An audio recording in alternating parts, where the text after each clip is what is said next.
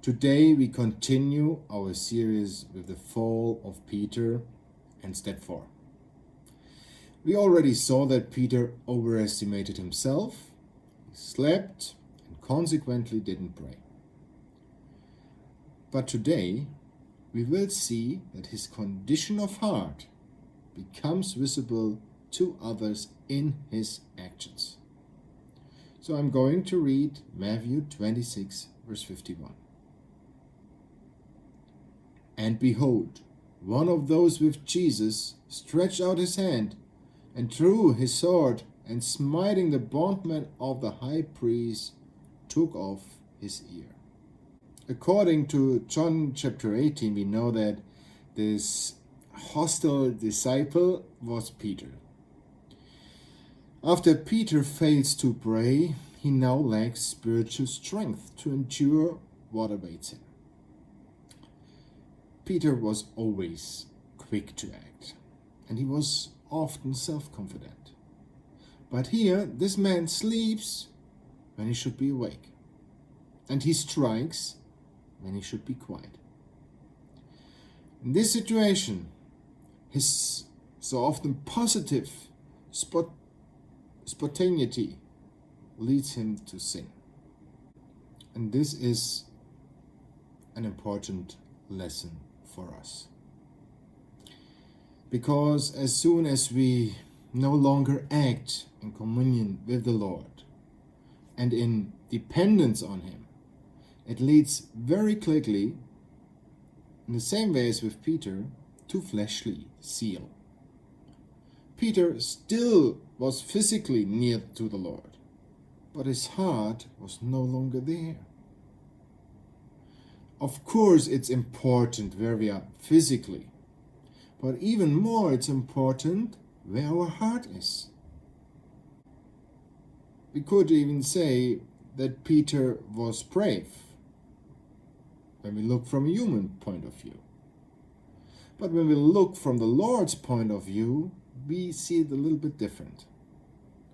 Because the Lord told his disciples a little bit earlier in the Sermon on the Mount that they should love their enemies.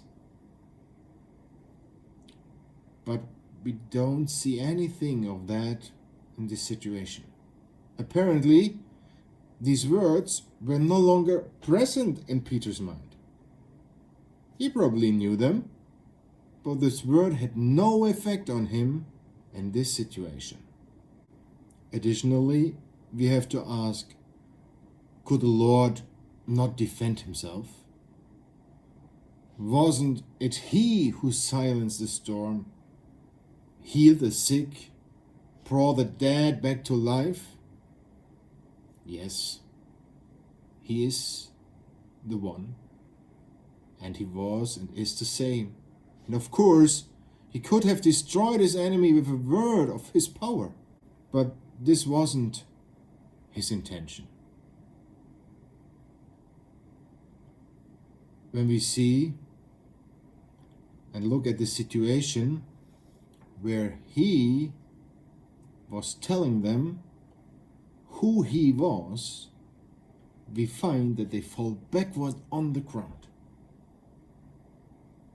And later on he even said he could have called 12 legions of angels to help. But again, none of this was the Father's will. The Father's will was that he had to suffer and to die. The Lord was willing to submit everything under the will of the Father. This is the reason why the Lord allowed himself to be captured without using